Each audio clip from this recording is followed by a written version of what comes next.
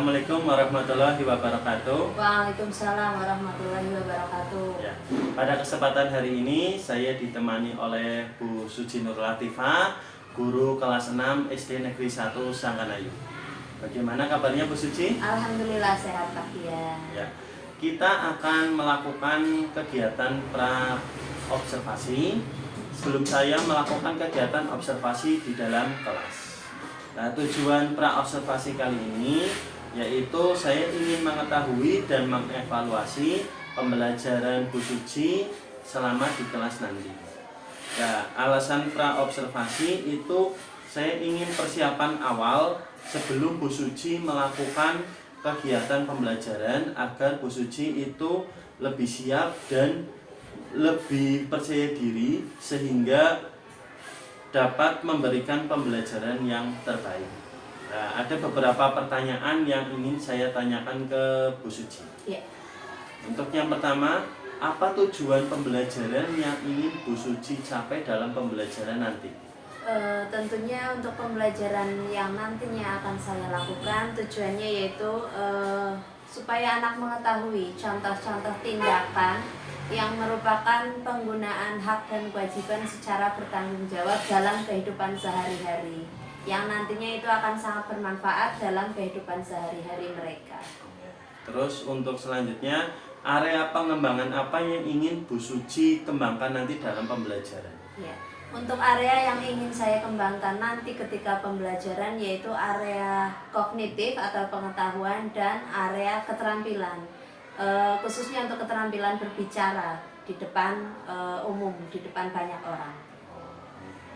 Terus bagaimana rancangan pembelajaran yang Bu Suci nanti dilakukan? Yang pertama dari strateginya bagaimana Bu? Dari strategi nanti akan saya gunakan strategi inquiry. Jadi anak menemukan langsung informasi yang nantinya akan diketahui oleh mereka.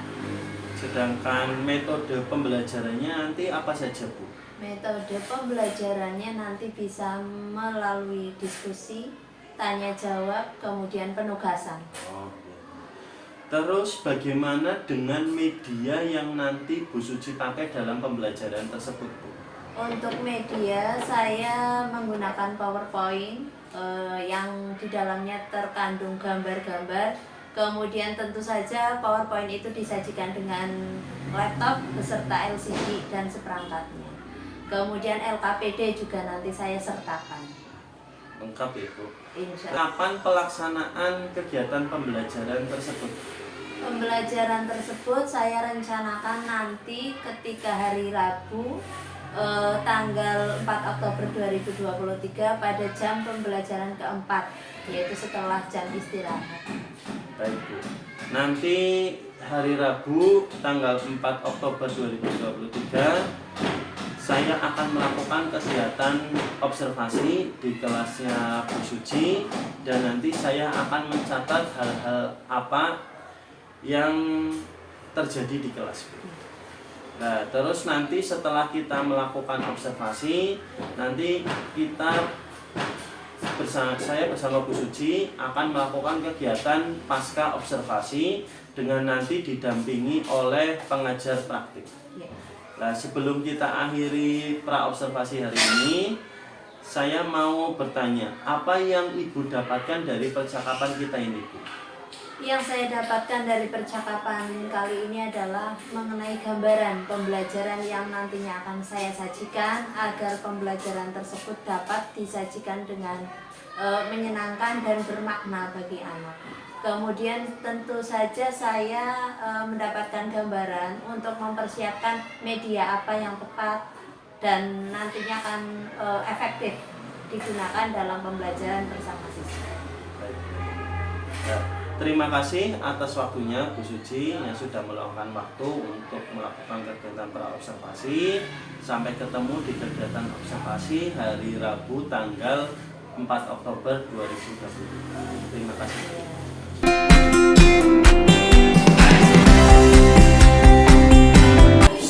Assalamualaikum warahmatullahi wabarakatuh. Waalaikumsalam warahmatullahi wabarakatuh.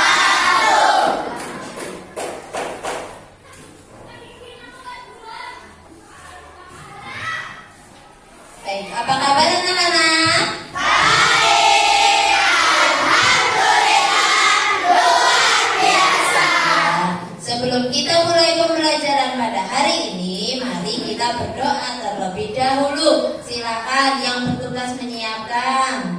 Ya, ya.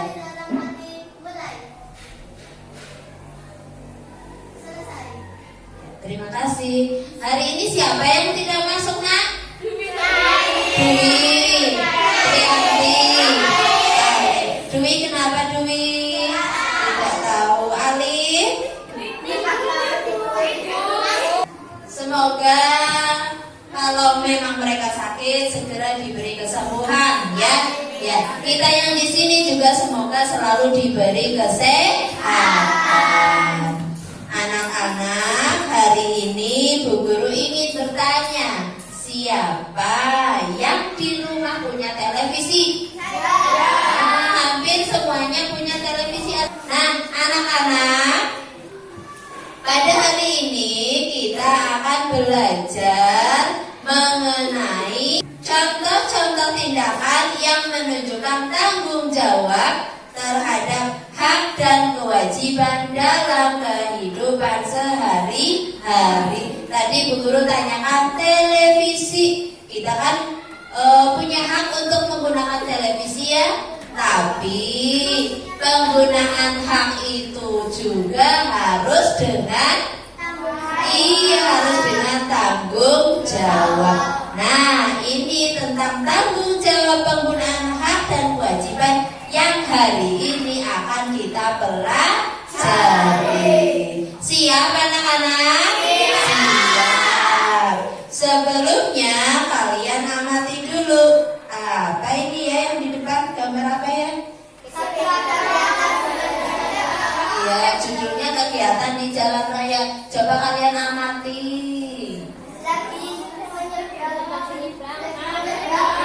Iya betul, sedang menyeberang di apa?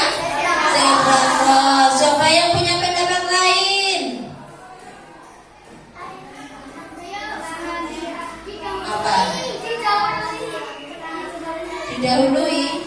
Coba gambar yang sebelah kiri. Menaati? Iya, tahunnya menaati. Berhenti. Kira-kira kalau berhenti?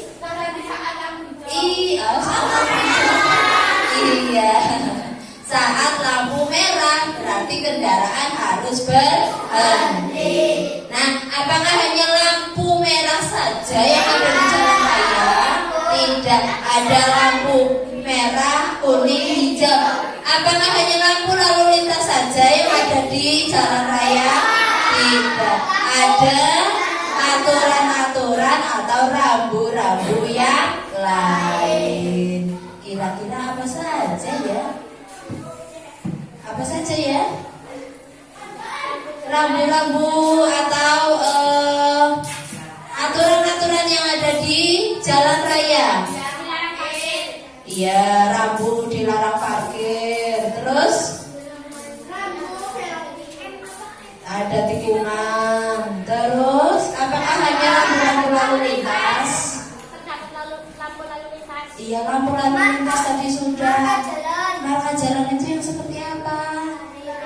Oh iya, garis yang di tengah jalan. Coba kalian kan bisa mendiskusikan. Kalian pasti kan pernah ya lewat di jalan raya setiap hari ya. Coba kali ini kalian diskusikan apa saja yang ada di jalan raya. Bisa berupa rambu lalu lintas, bisa berupa tanda-tanda yang ada di jalan raya. Fungsinya untuk apa saja? Ya. Nah, kalian bisa tuliskan, bisa diskusikan, kemudian ditulis di kertas ini. Mungkin kamu bisa menyebutkan minimal 5, ya. Ya, silakan didiskusikan. Bu Guru beri waktu 3 menit.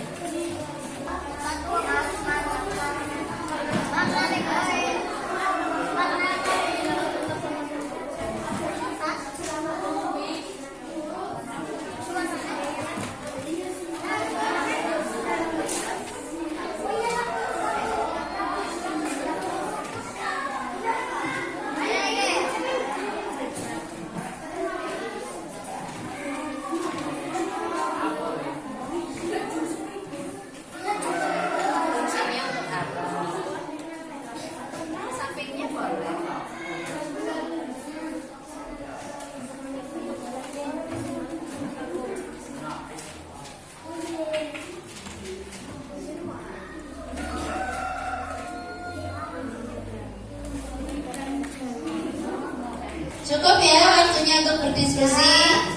Kita bahas bersama ya. Iya. Coba Bu Guru tadi minta kalian menyebutkan minimal 5 aturan atau rambu atau fasilitas ya yang ada di jalan raya. Coba yang pertama dari kelompok 1. Kelompok 1 coba sebutkan satu saja. Apa? Zebra cross. Iya betul. Fungsinya untuk apa zebra cross?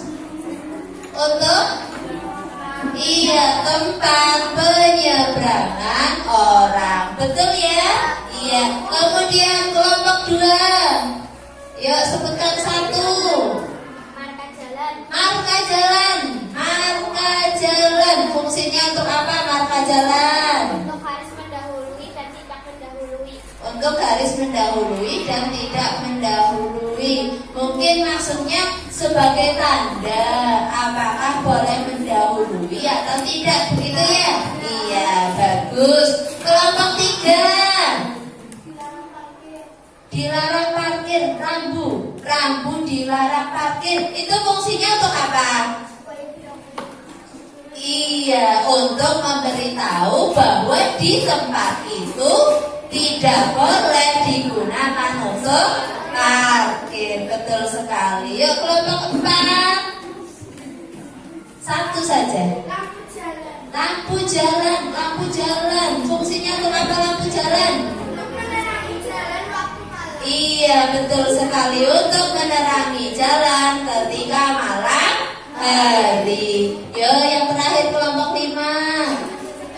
Lajur sepeda. Fungsinya untuk apa?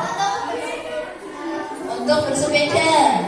Mungkin maksudnya lajur sepeda itu tempat khusus untuk bersepeda. Iya, betul sekali. Tepuk tangan untuk kita semua. Nah, tadi kalian sudah menyebutkan rambu-rambu atau tanda-tanda yang ada di jalan raya. Gunanya untuk apa? Apakah hanya sebagai pajangan? Tidak, ya. Tadi kalian juga sudah menyebutkan fungsinya untuk apa saja. Nah, setelah kita tahu, maka kita harus apa? Menaati, menjalankan. Jangan karena sudah tahu ya sudah, ya. Kita harus bisa menerapkan. Kalau ada tanda-tanda huruf P yang tadi kelompok Tiara sebutkan, huruf P yang dicoret itu tandanya dilarang parkir, ya. Kalian sekarang sudah tahu artinya tanda-tanda atau rambu-rambu yang ada di jalan raya. Mari kita laksanakan dengan sebaik-baiknya, tentunya dengan penuh tanggung jawab. Nah, sekarang Bu Guru ingin menanyakan kepada kalian. Mungkin ya, hampir pasti kalian punya pengalaman. Punya pengalaman ketika menggunakan jalan raya. Ya, iya, Marvin punya, Arkan punya. Kelompoknya Tiara ada yang punya pengalaman di jalan raya?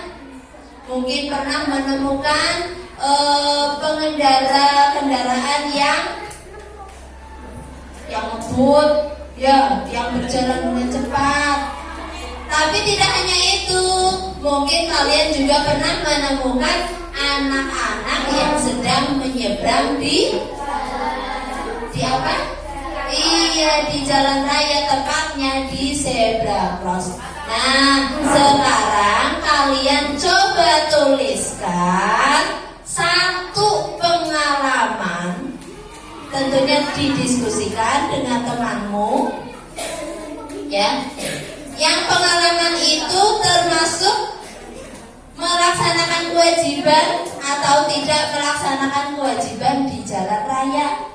Berarti kalau melaksanakan kewajiban berarti yang patuh, ya, patuh terhadap aturan di jalan raya. Coba masing-masing kalian bisa menuliskan satu saja di lembar kerja ini, ya, didiskusikan secara berkelompok. Antara satu kelompok dengan kelompok yang lain pasti pengalamannya berbeda. Bu Guru beri waktu 5 menit untuk mendiskusikannya. Iya. Yang melaksanakan kewajiban satu saja, terus tidak melaksanakan kewajiban satu. Lalu di bawahnya ada kolom akibat jika tidak melaksanakan kewajiban. Silakan didiskusikan.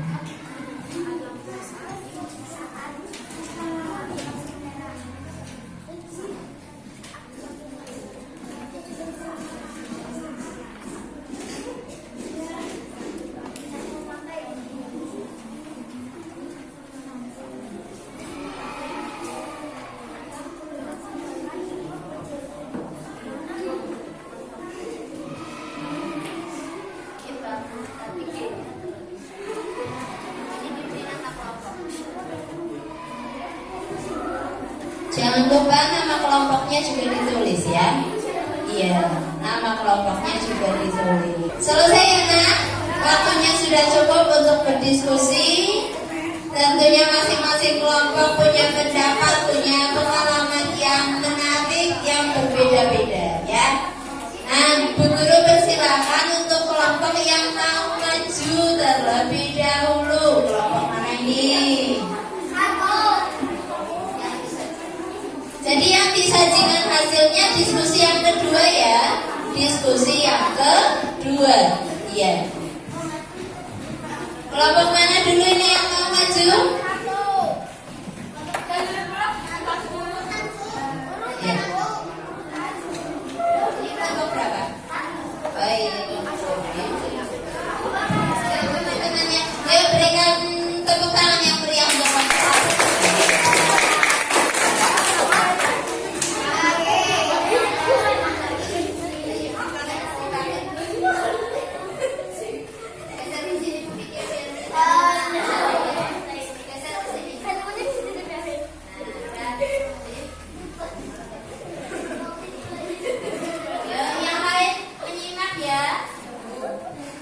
Assalamualaikum warahmatullahi wabarakatuh.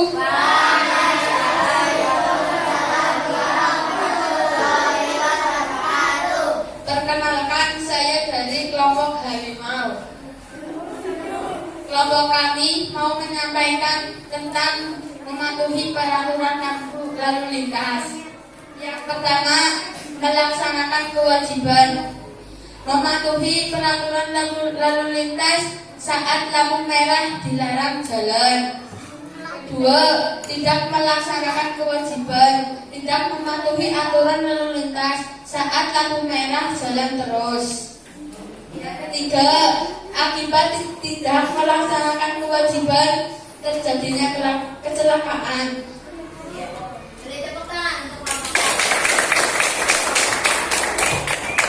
Assalamualaikum warahmatullahi wabarakatuh.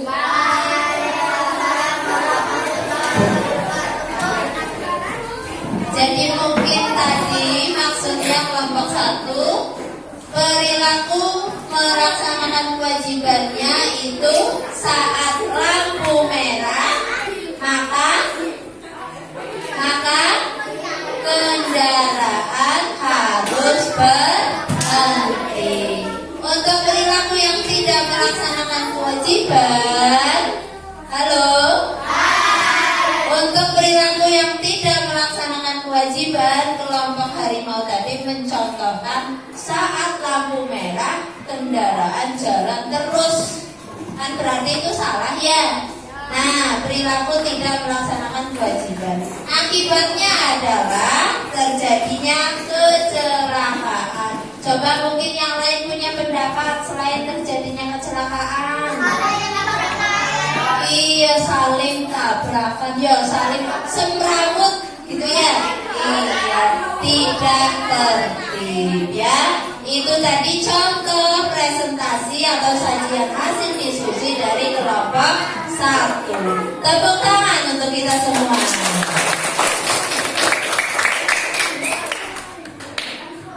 Nah, anak-anak, setelah apa yang tadi kita pelajari, mari kita simpulkan bersama.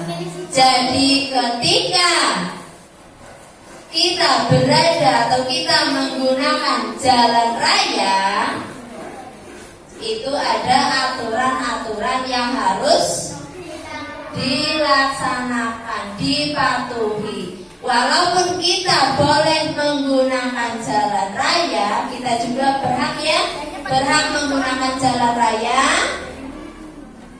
Dalam penggunaannya kita harus bertanggung jawab, tidak boleh seenaknya, ya. Ketika kita sebagai pejalan kaki, maka berjalan harus di tengah, di trotoar, di sisi sebelah kiri yang dibuat khusus untuk pejalan kaki. Ketika orang tua kita sebagai pengendara motor misalnya, harus mengenakan helm, ya, harus mematuhi aturan lalu lintas. Contohnya tadi ketika lampu merah maka harus berhenti. Itu tadi yang sudah kita pelajari. Nah, berikutnya Bu Guru akan memberikan kalian soal evaluasi. Silakan bukunya disiapkan. Bu Guru akan memberikan 2 soal, ya, untuk dikerjakan. Nomor 1, Pak Anton sedang mengendarai mobil.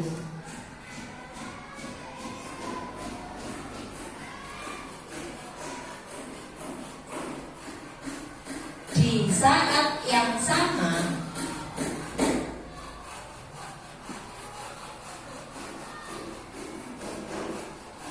ia melihat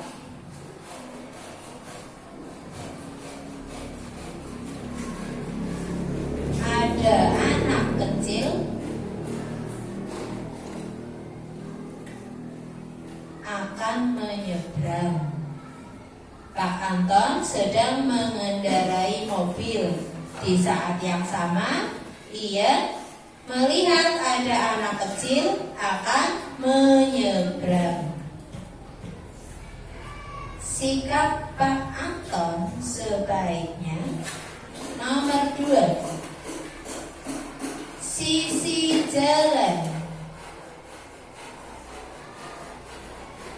yang digunakan pejalan kaki disebut. Sudah selesai? Sudah. Mari kita bahas kalau sudah selesai.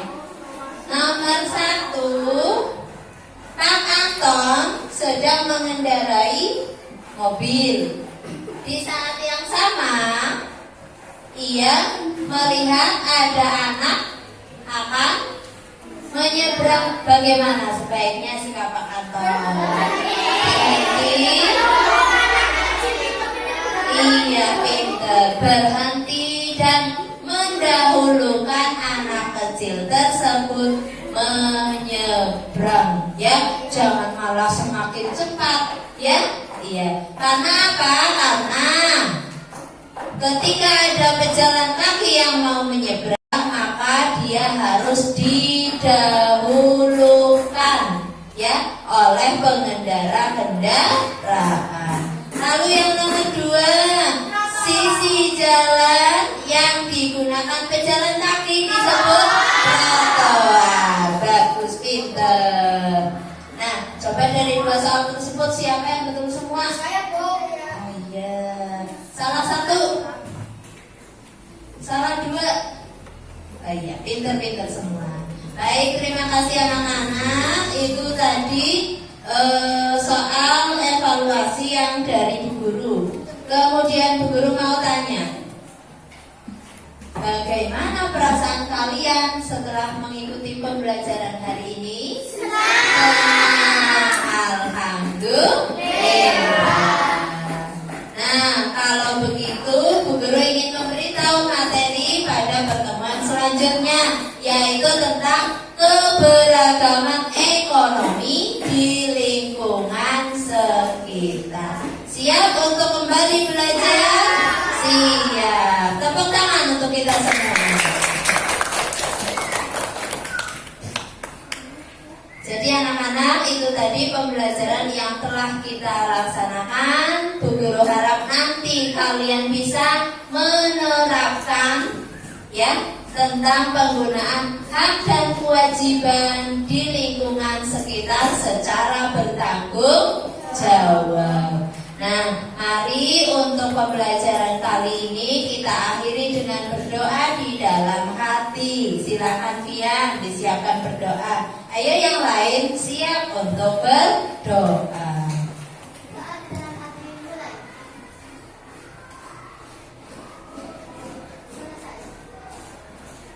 Terima kasih atas kerjasamanya anak-anak. Bu Guru akhiri. Wassalamualaikum warahmatullahi wabarakatuh.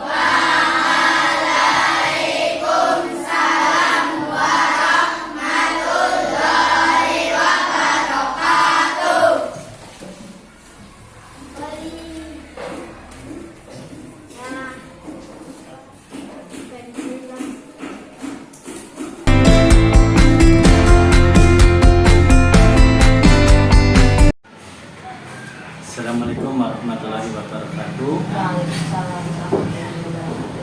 Pada hari ini kami akan melakukan pasca observasi supervisi akademik bersama saya Dian Kristianto Ikhwani SPD, calon guru penggerak angkatan 8 dari SD Negeri 1 Sanganayu, Kabupaten Purbalingga.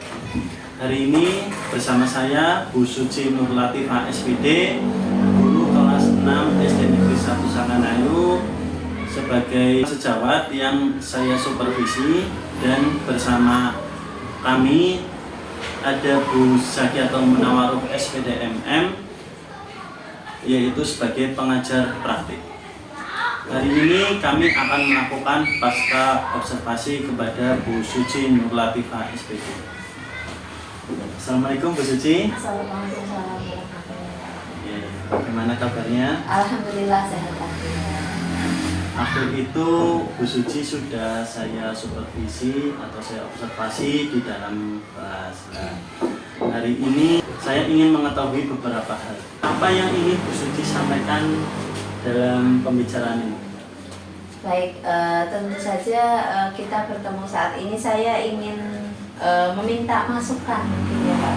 Masukan sesuai apa yang tadi Pak Fian sampaikan, sesuai kesepakatan kita ketika melakukan obrolan pra-observasi kemarin, yaitu tentang pengelolaan kelas yang saya lakukan pada pembelajaran. Mana perasaan Bu Suci saat kemarin saya observasi di dalam kelas? Baik, untuk perasaan saya ketika diobservasi atau disupervisi kemarin, ya tidak saya pungkiri, saya ada merasa seperti demam panggung atau grogi gitu mungkin ya Pak. Walaupun sudah terbiasa mengajar di depan anak-anak, tapi ketika ada yang meriksani, ada yang menyupervisi, itu kadang demam panggung. Tapi itu menurut saya hal yang wajar dan alhamdulillah bisa saya atasi. Jadi demam panggung ya Bu? Iya, saya juga seperti itu Bu. Dulu waktu saya juga disupervisi, walaupun sudah siap semua, saya juga demam panggung. Tapi ya betul seperti kata Bu Suci, itu hal yang wajar di kita sebagai guru. Terus untuk selanjutnya, apa saja yang sudah dilakukan Bu Suci selama pembelajaran di kelas waktu itu? Selama pembelajaran di kelas waktu itu kami melaksanakan kegiatan diskusi tentang diskusi kelompok, yaitu anak-anak jadi berkelompok, kemudian mereka berdiskusi tentang materinya, yaitu tentang hak dan kewajiban di jalan raya. Jadi penggunaan hak dan kewajiban secara bertanggung jawab di jalan raya. Selain itu kami juga melakukan presentasi dari hasil diskusi anak-anak dalam mendiskusikan materi tentang tanggung jawab penggunaan hak dan kewajiban di jalan raya. Jadi Bu Suci itu mengajarkan tentang hak dan kewajiban siswa di jalan raya dengan cara berdiskusi Diskusi. dengan kelompok yang sudah dibentuk. Iya, betul. Terus menurut Bu Suci sendiri, hal baik apa saja yang sudah Bu Suci peroleh dari pembelajaran kemarin? Dari pembelajaran kemarin tentu saja saya merasa bahwa kegiatan diskusi dan presentasi ini sangat menarik karena itu dapat menumbuhkan motivasi anak untuk menyampaikan atau menuangkan ide atau pendapatnya, sehingga mereka banyak sekali memunculkan ide-ide atau pendapat yang kadang kalau misalkan tidak dipancing melalui kegiatan pembelajaran yang aktif atau menyenangkan, mereka tidak menyampaikan. Iya, jadi sebenarnya anak sudah punya ide-ide ya, Iya, Bu. betul. Cuma tinggal kita memancing. Iya, betul. Itu juga sejalan dengan filosofi Gajah Dewantara, Bu, yaitu anak itu sebenarnya seperti garis-garis yang sama, cuma kita tinggal menebarkan, atau yang Bu Suci lakukan itu sudah menuntun seperti sekali. Terus kemarin kan sudah saya supervisi, terus Bu Suci kan melakukan pembelajaran. Hal apa yang menantang dalam pembelajaran tersebut? Hal yang menantang menurut saya itu adalah supaya kita itu menyiapkan atau membuat media atau LKPD yang interaktif, yang lebih interaktif lagi. Jadi menurut saya itu sebagai sebuah tantangan supaya kedepannya tidak terulang, supaya bisa dipersiapkan untuk lebih baik lagi. Begitu saja sih mungkin. Jadi untuk tantangannya pembuatan media interaktif bagi siswa ya. Terus kompetensi apa yang perlu dikembangkan dalam pembelajaran tersebut? Untuk kompetensi yang perlu dikembangkan dari 4 kompetensi guru yang seharusnya dimiliki, antara lain pedagogi, kepribadian sosial dan profesional, menurut saya sendiri itu yang sangat perlu ditingkatkan adalah kompetensi pedagogik dan profesionalitas. Nah, yang seperti saya sampaikan tadi, karena kaitannya dengan menyiapkan anak supaya menyiapkan media untuk digunakan anak supaya lebih interaktif. Kalau itu kan dari gurunya ya. Iya. Kalau pengetahuan sama keterampilan siswa. Iya, untuk keterampilan menyampaikan mungkin ya, menyampaikan ide dalam kegiatan presentasi. Jadi mereka kadang-kadang masih kurang percaya diri, kurang berani dalam menampilkan. Terus apa yang sekarang lebih dipahami Bu Suci setelah melakukan pembelajaran kemarin? Yang lebih saya pahami bahwa untuk menciptakan pembelajaran yang bermakna dan menyenangkan, ternyata butuh persiapan yang maksimal, yang matang, khususnya untuk media dan bentuk evaluasi yang akan dilaksanakan. Media dan evaluasi ya. Iya. Bu Suci kan masih ingat yang percakapan pra-observasi itu ya, Bu? Nah, indikator pencapaian apa yang ingin dikembangkan oleh Bu Suci? Indikator pencapaian yang ingin saya kembangkan adalah tentang penggunaan hak dan kewajiban secara bertanggung jawab. Kemudian dalam anak dapat menceritakan pengalaman dirinya yang berkaitan dengan penggunaan hak dan kewajiban, khususnya di jalan raya. Tentang penceritaan hak dan kewajiban anak. Pengalaman.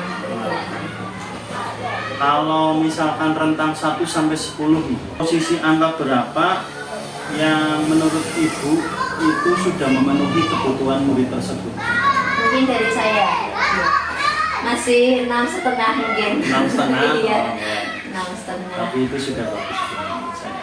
Kemarin kalau dari saya sendiri itu sudah 8. Oh, masih perlu belajar lagi waktunya saya. Terus untuk rencana tindak lanjut ke depannya setelah pembelajaran kemarin bagaimana?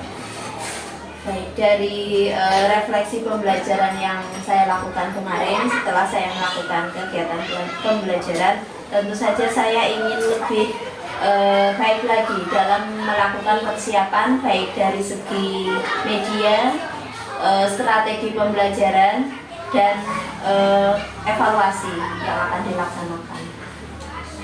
Terus menurut Bu Suci sendiri ya, untuk komitmen yang tadi untuk media dan lain-lain itu, siapa yang bisa mendukung Bu Suci untuk menjaga komitmen tersebut? Untuk menjaga komitmen dalam menciptakan pembelajaran yang aktif, menyenangkan, dan bermakna, tentu butuh kolaborasi atau kerjasama dengan rekan guru yang lain. Apalagi mengingat di SD Negeri 1 Sangkanayu itu kan banyak sekali guru-guru yang muda ya. Contohnya seperti Pak Dian ini. Saya sering sekali bertanya, sharing mungkin ya Pak ya, bagaimana cara agar dapat menyajikan pembelajaran yang aktif, kreatif, dan menyenangkan, supaya anak juga tidak jenuh, tidak bosan melakukan pembelajaran dengan kita di kelas. Insya Allah Bu, saya juga masih belajar seperti Bu Suci dan lainnya. Semoga kita dapat menciptakan pembelajaran yang dapat menyenangkan dan menuntun siswa. Terus untuk menurut Bu Suci sendiri, itu kapan kita bisa bertemu untuk melihat perkembangan Bu Suci kembali? Insya Allah 1 pekan ke depan mungkin ya Pak Dian. Iya, Oke. 1 pekan ke depan. Terus apa yang Bu Suci dapatkan atau Bu Suci simpulkan dari percakapan kita hari ini?